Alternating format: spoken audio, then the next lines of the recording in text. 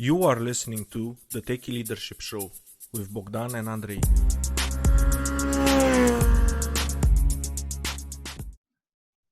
Hello and welcome to the Techie Leadership Show. Today with me I have Rachel Williamson. She had a remarkable career spanning the past 30 plus years working for iconic brands.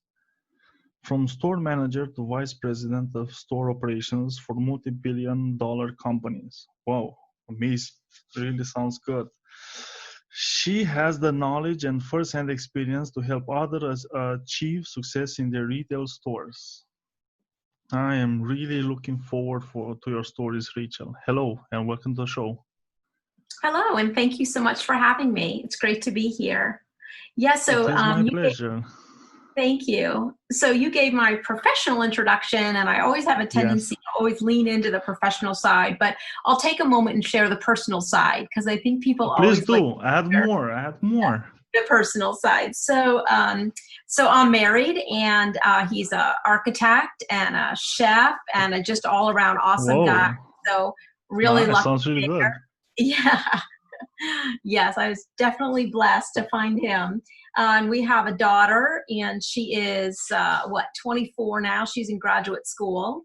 And Nice. So we are just really excited to be watching her grow. And, you spend your whole life really focused on your kids, and it's awesome to see her growing. And so I get a lot of joy out of that. I'm sure a lot of people listening feel the same way about their kids. And then I also have a dog, a very naughty Scottish Terrier named McGregor.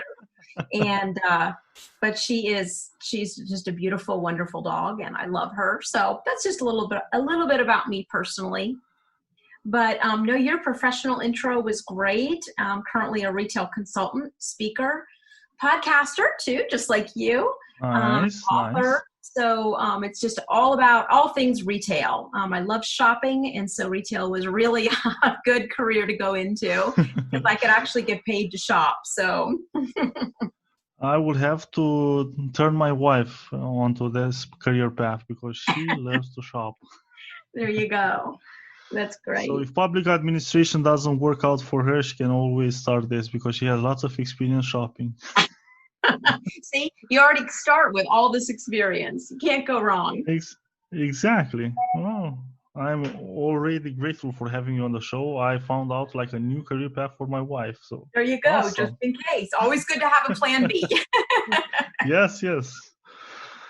And Rachel, with which question would you like to start? Do you want to start with the success story or the leadership failure story?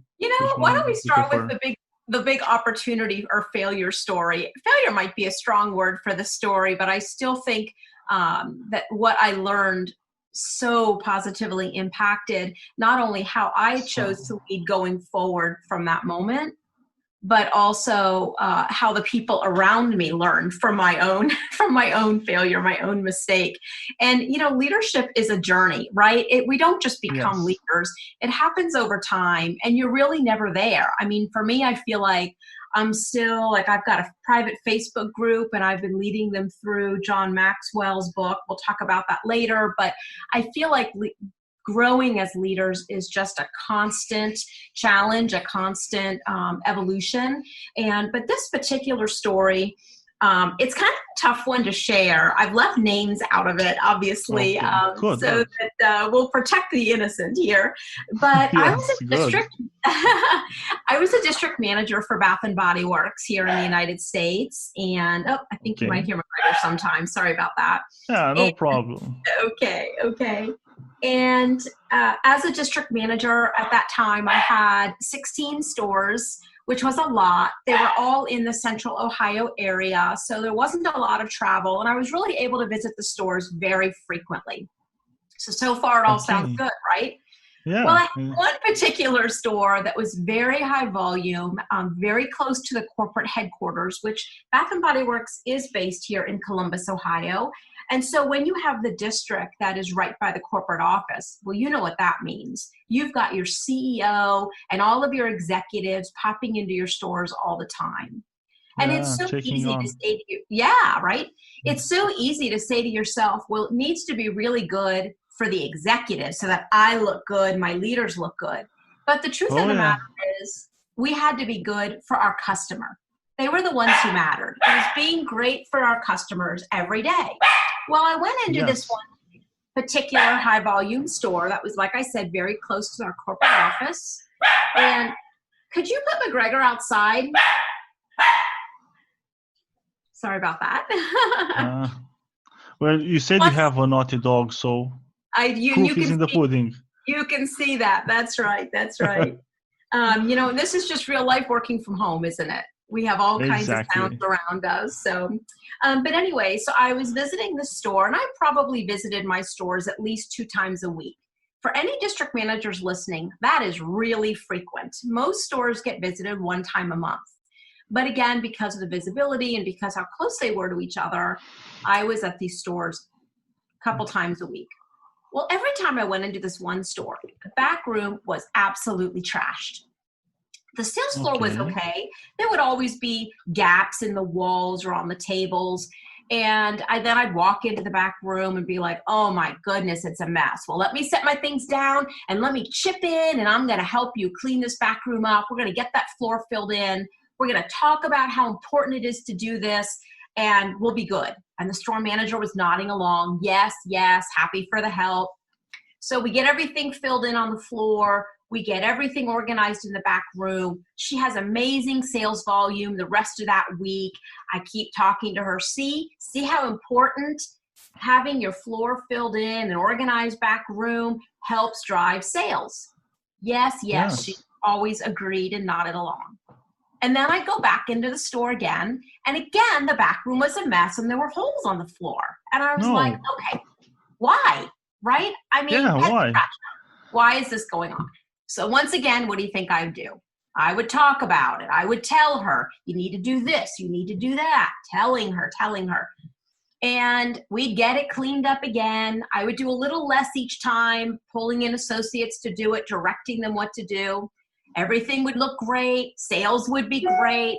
I'd come in again and again, the same mess. I was commenting to my regional manager how I was having these challenges. Now, this store manager was driving great results. And so when you have great results, the supervisors all usually are like, yay, they're so awesome. And sometimes good results happen because a leader drives them. And sometimes good results happen because you're lucky. There's just traffic. Yes. And so you have good results.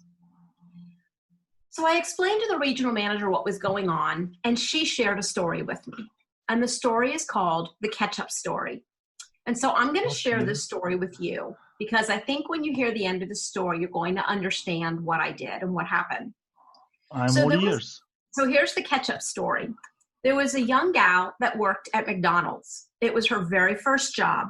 She went through all the orientation and training, and her job was to assemble hamburgers. So she was taught, you take the bun, you put the patty on, a squirt of ketchup, a squirt of mustard, your pickles, you put the rest of the bun together, you wrap it up, and you go.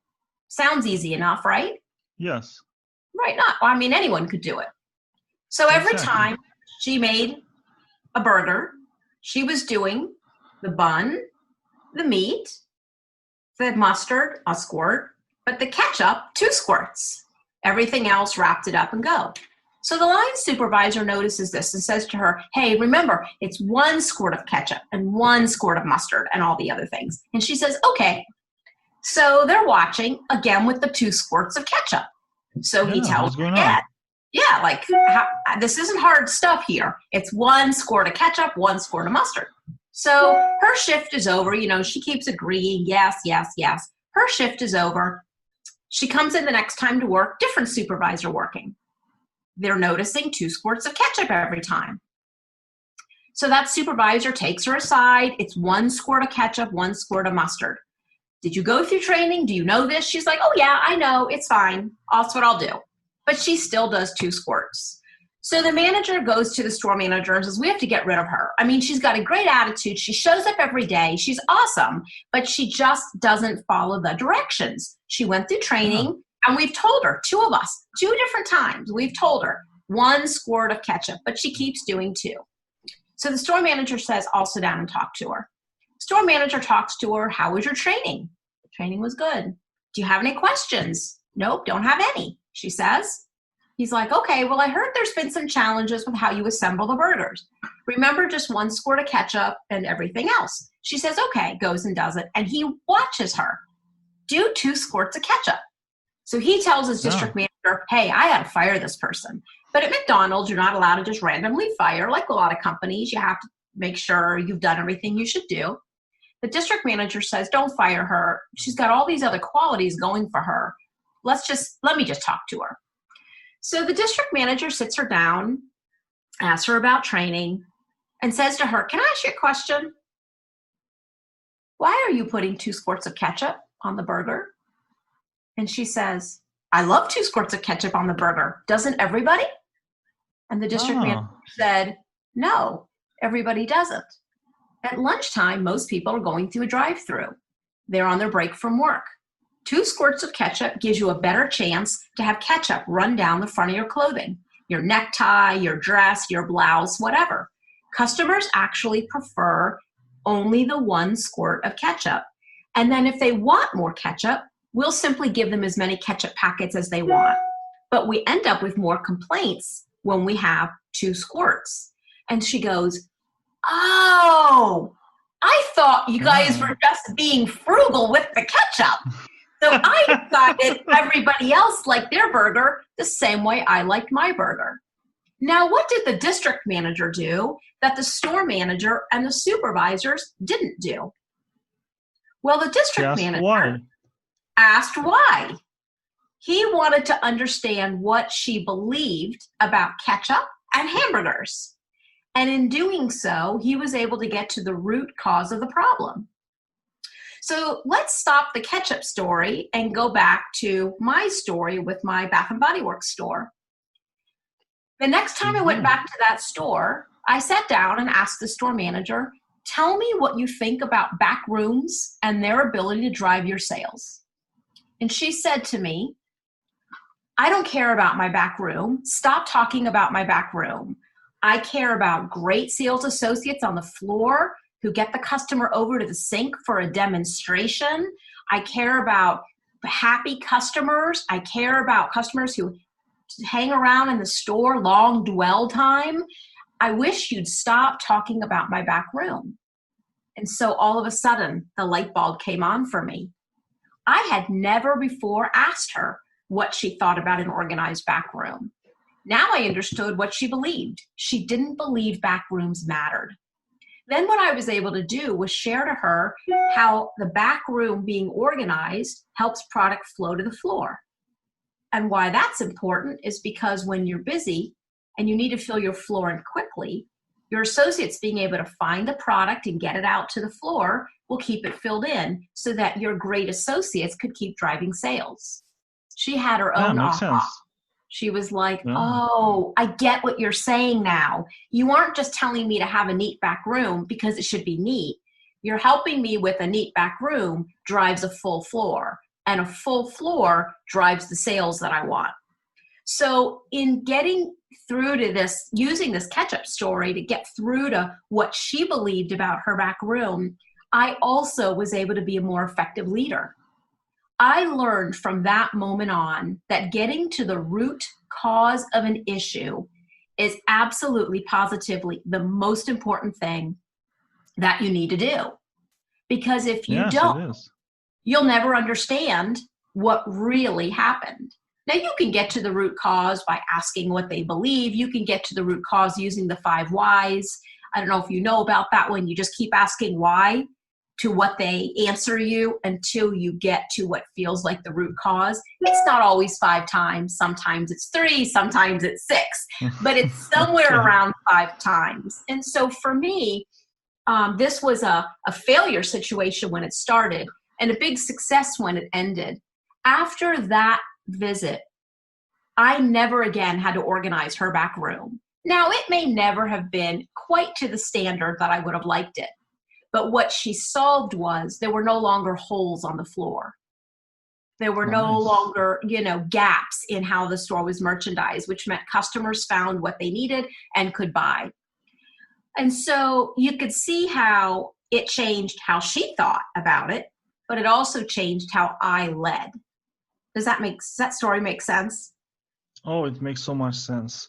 And it's so true because from my own experience, I found that every person that shows up for the job wants to do the job, but they have their own vision on how it's done properly and how it's good. And sometimes their vision might be better and might help the organization, might help the company. And sometimes it might hinder the goals you're trying to achieve inside the company. But if you don't find out exactly what the beliefs are of the people working in your team are, you cannot help them align them with what you're trying to achieve, your own goals and the company goals and their own personal goals. And Exactly. it's something, it's a really deep story, and I love it a lot. It's really good. So the saying, and I use this a lot when I talk to people, is what I believe drives how I behave, and how I behave drives my results. And if your leaders listening learn one thing, I hope it's that. I think it's worth repeating. What I believe drives how I behave, and how I behave drives my results. So if you're a leader and you have someone that maybe, is not doing something the way they're supposed to be doing, or you're just all around having problems, if you can get to understanding what someone believes to be true about the situation, you will then be able to go and influence their belief in order to change their behavior, which will ultimately change the result that you're looking for. And this was just such a big aha moment for me. I remember saying at that time, why didn't I learn this like in my 20s? It would have been so great. But, we learn with age comes wisdom, as they say. So it was just something that I was grateful that I learned it when I did. I'm still in touch with that regional manager, and so many great experiences. Every place you work, Bath and Body Works is one of my favorite places I've ever worked, but every place we work, we learn, right? We learn either good things or things that we don't ever want to do, but we still learn things if we look for them. And I think that was such an important thing for me to always say, what can I learn from this supervisor? What can I learn from this peer? What can I learn in order to keep growing how I think about things and just to be the best leader that I can be. And I find some people who are leaders that sometimes they just complain about their leader, and they could say they're not very good at this or they're not very good at that. But all that really does is make you look like a bad leader too. It's how can you help them, right? So, if you've got young leaders listening to your show, I worked with a lot of IT guys in my retail career. We rely on them. We love them so much because they help us with our point of sale system. They help us with all of our technology. And I find there were so many opportunities, great project managers that nobody was developing. Nobody was investing in. So I love your podcast. I love what you and your company stand for, really seeing that talent in people and looking to develop it. I think it's great. When you reached out to me, I was like, oh, this guy's got it. I saw this over and over and over with my IT partners who they really were so starving for development, and yet things were moving so quickly around them. It felt like no one ever had the time to do it. And just a lot of really great people. But yeah. I saw so many. Every company I ever worked at, I would see examples of that with our IT group. And Rachel, I love how you're always asking yourself, how can I be a better leader? How can I improve? Always doing this constant introspection. And I think that's something that's necessary for you. As you said, like, you're never done on the leadership road. It's a continuous road until the end of days. But the only way to progress on it is to constantly look into a mirror, ask yourself, how can I improve? What I can do better? What have I learned from all my mistakes? Because mistakes are usually the source of lessons. When you win, not that many lessons there, at least from my experience. It's so funny. I love that idea of, when you win, maybe you don't learn as much, but one of the things now, I mean, I'm older now, so I've learned more now, but one of the things is after every project was completed or something was rolled out or what have you, we would do a hindsight and we would talk about all the things we did right and what could we even have done better and what will we strive for next time, and then all the things that were opportunities and how are we going to improve those, or how do we tweak the store, the SOPs, the guidelines on how to do it, the standard operating procedures, whatever you want to call it. And I learned that really I'd recommend everybody do that for any project you roll out, for anything that once you've finished it, go back. Of course, you're probably looking at it as you're going. I hope you are. But when it's done, still do a hindsight, because I think even if you had the best rollout ever, if you go back, if you get all the stakeholders in the room who worked on that project and you've got your flip charts up or your whiteboard or whatever you use, and you talk about what are all the things we did right, and people are, calling those out. We were collaborative and we communicated well and we kept our project plan up to date, or all the different things that are included. And then okay, what could we have done better? Well, that weekly meeting we were having, we never really got the brands to show up for that. How could we do that different? Or we thought everybody was aligned on the project, and then 6 weeks into it, we found out they wanted this or that. Why didn't we find that out sooner? So even though things go really well, I would encourage our leaders listening to still say, there's still an opportunity to say, is there anything we could have tweaked or done differently? But it's also a great way for the leader of the project to listen to everybody else and to really be seen as, I think some people think it's weak to not be like, I'm the boss and I have all the answers. It's weak to listen to people below you. And it's like, no, that's what you should be doing. That's how you get people to follow you. Ask what they think. Ask, how do they think things went, and what do they think we should change? And I think, and be open and listen, and don't get defensive. It's not about you. It's about making it better for whoever your end customer is. And so many bosses think they have to be the boss and be that strong and dominant person. And those days are over. The 80s called, they want their leader back. That's, that's not how it's done. That's a good point. But there are people who had bosses like that. And so they've learned to lead that way.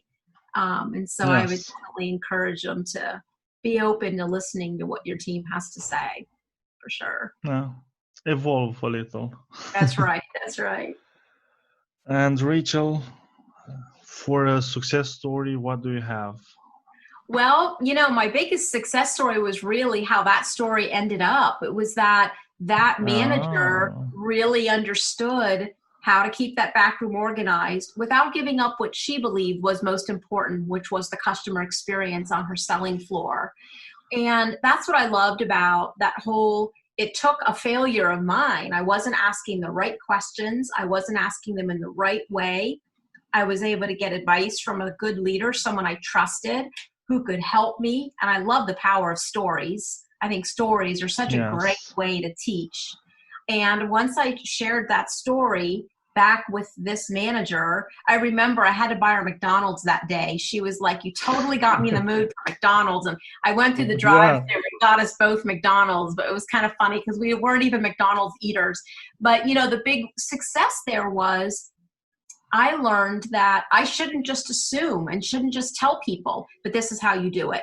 I needed to slow down and say, from now on, when I see something that doesn't make sense, instead of jumping right in and saying, we need to do this, you need to do that, you need to do that. There's no more tell direct. I needed to start asking questions. And so as I prepared to do store visits, I would literally sit in my car outside of that shopping center, and I would review all my notes from the last visit, and I would hone in on what the opportunities were.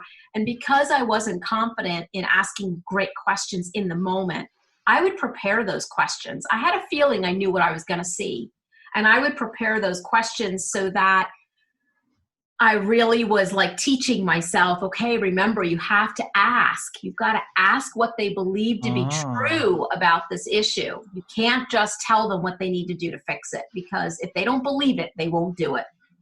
And so it really, from that moment on, it tweaked my own leadership style, and it reminded me, but I was disciplined. I sat in the car every time before a visit, didn't even go in there.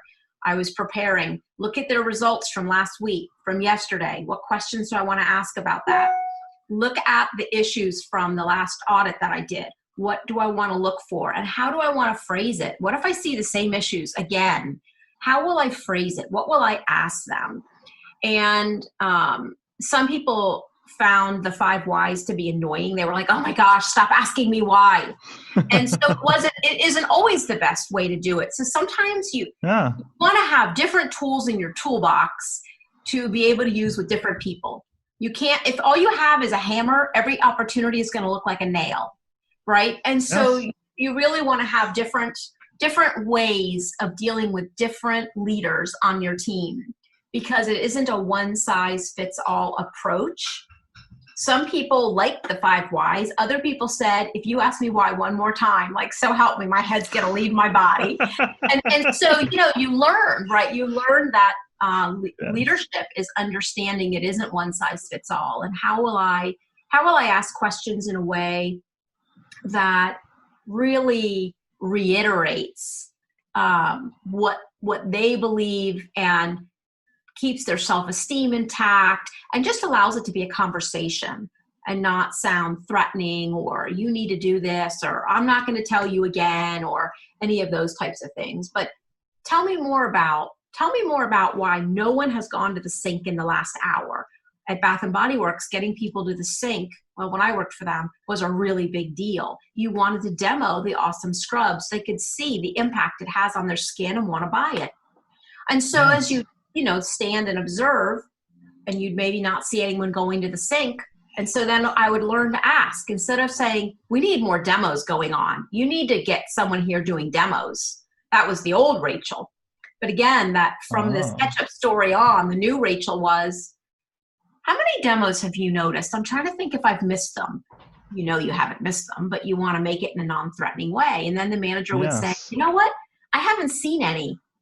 Hold on, let me talk to my front door person and see what they're asking and what are they talking about. I'm like, great, go do that. That's awesome. I'm like, in the meantime, I'll see if any of the new scrubs need to be replenished. Or, you give them, they had their own aha moment. And that was so much more important than me just going in, telling them what to do and leaving. And when people become leaders, sometimes they think that's their job. But it really isn't your job to go in and tell them what to do and leave. It's your job to help them uncover the opportunities for themselves by asking really good questions. Yes. Makes and sense? Having them, I loved how you said, like, helping them have aha moments and realize. And also I'm a thing that a key point that I like about what discussed, and I'm trying to use myself, is to do the work to improve and expand your toolbox. You can start with a hammer, but put a wrench in it, a screwdriver, have options, because you're going to, it's also not going to be boring professionally if you use a hammer all the time. have flexibility. It would be. Can you imagine a builder who only had a hammer? I mean, it doesn't work. It doesn't work. And it doesn't work, just like every job requires a different tool, every person requires a different approach. Exactly. Yeah. And that's a really good segue into the next thing that I want to ask you. What would be your leadership philosophy?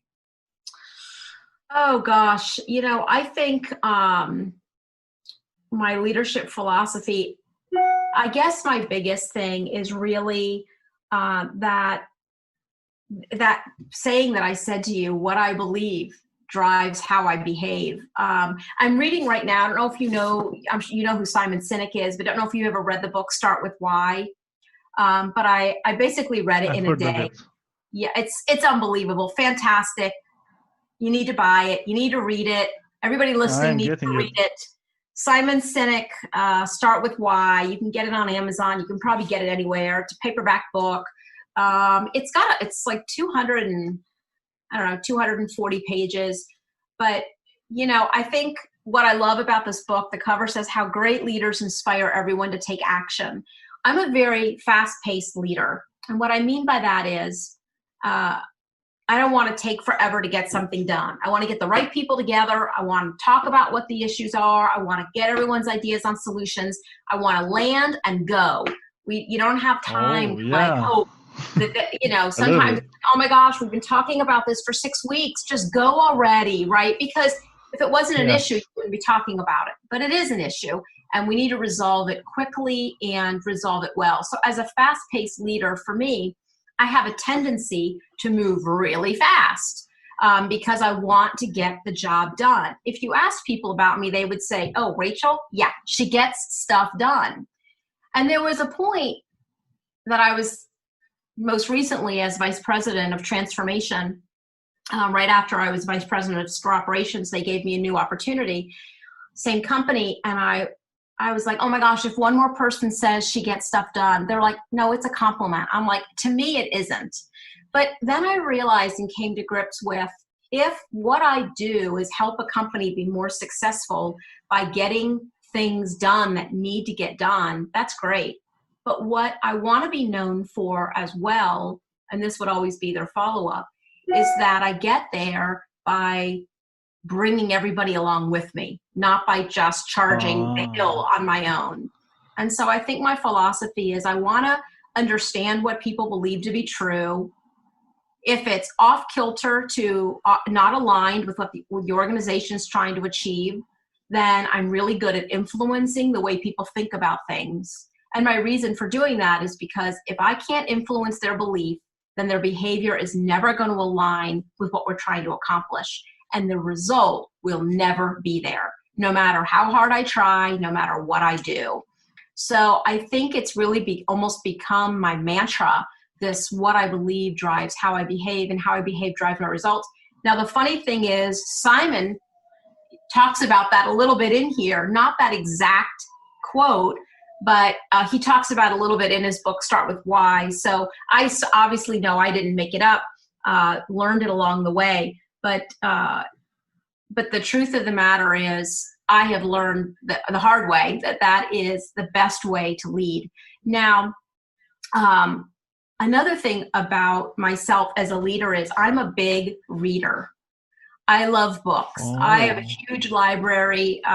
Everywhere I worked, people would come in and check books out of my library and borrow them and then bring them back. So I was known in a very large organization as the book lady. And it would allow me to do one-on-one. I would do one-on-one mentoring with people that worked in our distribution center. I did one-on-one mentoring with people who worked in our IT department. There were a lot of women in this IT group, and IT historically has been a male-dominated group. And so there were a lot of women, and they just were like, you're successful, because people look at your title, so they think that means success. But as a vice president, there weren't a lot of them at our company. So it was considered, if you were a vice president, you were successful. And so I loved being able to invest that time. And it usually started with sharing a book that would help them. Because I do think that when you mentor people, they should have a little bit of skin in the game too. Yes, that's true. You don't just tell people what to do. You want to understand how they're thinking about things. And if they're willing to read a book in order to get better, and then we can discuss that book, that always made for the most amazing conversations. And so that's been another thing that I've been kind of known for throughout my career, is big on reading, coaching others, mentoring. And I think if you are given the gift to lead others, then you have a responsibility to help them be better, to help them move up the ladder. I've seen so many executives who want to lock arms with other executives and keep people from moving up the ranks to get into those positions. They feel threatened or what have you. And I would just say that's the worst type of leadership, because Our job as leaders For is to sure. help those around us become leaders. It doesn't always mean a big title. Sometimes it does mean a big title. But you can have, my daughter demonstrates leadership. She's in grad school, but she works at a pharmacy. She demonstrates leadership in that she's not the pharmacist. She's a farm technician.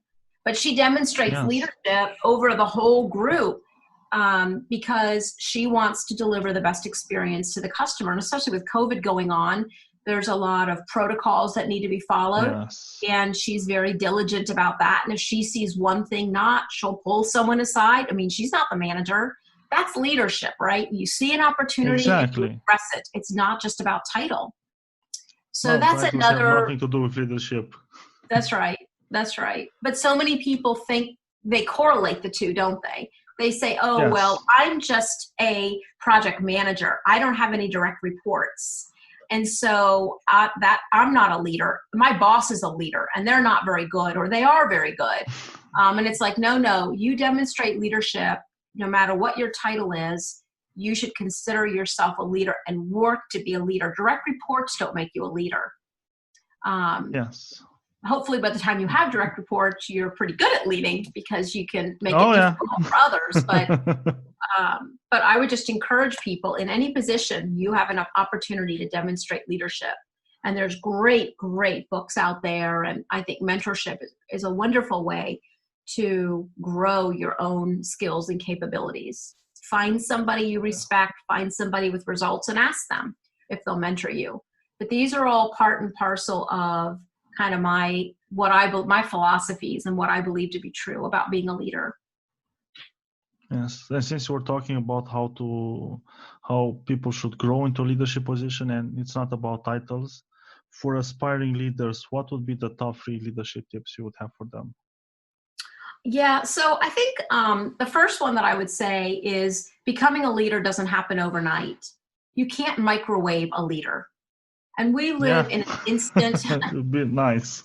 We live in an instant gratification culture. And it's just so important to remember that leadership is not a race. And you're just always going to be developing. So that's probably number 1.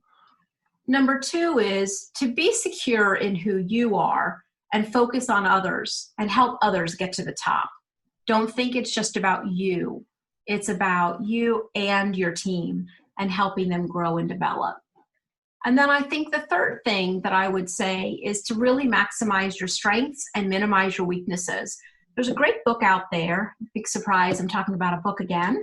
But there's a great book out there called Strength Finders. And what this book does is you take an online test and it spits out your top 5 strengths. And basically what the author is talking about here is not that you shouldn't focus on weaknesses, but when we focus on our strengths, our natural ability, our natural gifts, those are the components that we're going to really, really keep getting good at. Our weaknesses, yes, we can get a little better, but we're probably never going to turn them into a strength. So the philosophy around Strength Finders is very interesting. It's very interesting, though, to see how we're wired. So when people do take the quiz, this is what I recommend. Number 1, don't overthink the questions. Read the question, select your answer, and keep moving. If you overthink it, it's like changing an answer on a test. You take a test, you answer, you go, I don't think that's right. And you go back, you change it, and then you end up getting it wrong. Go with your first reaction when you're answering this. Secondly, don't read the book until you've taken the test. Now that might sound really funny. People might think, oh no, I'm going to read the book and understand what it's about, and then I'll do the test last. No, do the test first. And let me explain why. When you read the book first, you identify all these different characteristics that you hope you have. Let me give you an example. And then you cheat. You try and answer the questions in a way that you think that you will get that result. Right? So I have a friend whose number 1 attribute is win others over. I am so jealous of this. I want to be a really bad. I know that is not my number 1 thing. It just isn't. It's fine. I'm nice. I'm friendly. I am not Now, she was an event planner for me. As an event planner, having a woo personality is fantastic. Helps. Hotels want to work with you. Restaurants want to work with you. It's fantastic. And so she was suited correctly for the job. If I was a woo, I probably never would have become the vice president of transformation, because that's not the skill set, right? But when you read the book first, you do have a tendency to identify skills that you hope you have. And then you try and answer the questions in a way that may not be you. True. And then the printout isn't going to sound like you, which means the end result, what you should do to get better, won't work either. So don't read the book. Take the test, then go back and read the 5 sections, the 5 different attributes, read those chapters. And then you can explore the other chapters as people may have a certain attribute. And what I love about the book is it helps you with how you can work better with someone who has this attribute or that attribute. And so that's where all of the other chapters come into play. But you'll really focus on your 5 attributes and how you can maximize them, what overly maximizing can make it a weakness, how to work with people that have these same attributes, etc. And so my third tip is, if you haven't yet taken Strength Finders or even Standout 2.0, it highlights your top 2 attributes. But one or the other of those are really helpful for you to understand, what are my leadership attributes? Who am I naturally, just the way I was born? And then who do I want to become? And how do I continue my journey as a leader, but more self-aware of who I am and how others might perceive me? We can have blind spots about ourselves. Yes. I sent something of mine to someone to review, and I didn't really care for the feedback that came back, because I thought this thing was fantastic, right? What is that? That's a blind spot. Yeah. It was a blind spot that said, these are the things you didn't see. And when I saw the feedback, I was like, oh, I didn't think about that. I didn't think about that. So we all have them. And this is a great way to potentially learn about some of those blind spots. And again, it just helps you be a better leader. So those are my I for one am going to take those tests. I'm really curious. You're going to love it. I'm going to love it for sure. The funny thing is, I was pretty sure it was wrong, so I took it a second time, and the exact same answers came out. So if you really answer honestly, it's really going to type your style, it's very interesting. Yeah, you're going to love it. You're going to love it. It's funny. Awesome. And I found out that you have like a huge library. You've read a lot. You've shared some awesome books. So I would be really curious, what is the book that had the most profound impact on you? Years ago when it came out, the book Good to Great, I don't know if you remember that book, but Good to Great is a classic. And even though it's a little bit of an older book now, a few years old, I still go back to that book a lot. And it's just it's an impactful one, because it makes you think about brands and companies who are great and brands and companies who are good, and is good the enemy of great? And so I love that. Yes. But my most recent, I actually couldn't put it down. I opened it up and read it in a day, the Start With Why book, just with my own business and what I'm working on. I found this one to be really, really helpful for me personally. But I will tell you, for any young leader that might be listening, John Maxwell's book, The Leadership Handbook, 26 Critical Lessons Every Leader Needs. This is 26 individual chapters, and so you're not really reading it all in one day. This is something you could read a chapter a week or what have you, because each chapter is a different leadership principle. And I love that. The chapters are short. Mine is dog-eared and underlined and highlighted and circled. But I've taken my private Facebook group through this book over the last 24 weeks or so, where we've got a couple chapters left to go. Nice. And so it's been really fun, because everybody's commenting and we're just learning from one another. But definitely that's a really good one. And not that if you're a seasoned leader, you shouldn't read it. If you've never read it, read it. But for new leaders, when I was working through this with the team, I was like, I wish I'd found this book like a long time ago. There's just so many obvious, easy things that you can do that will make a big difference in the way you lead. So those are probably my best for right now. And Rachel, if people want to find out more about you and get in contact with you, where should they go? Yeah, so they can go to my website, which is www.runninggreatstores.com.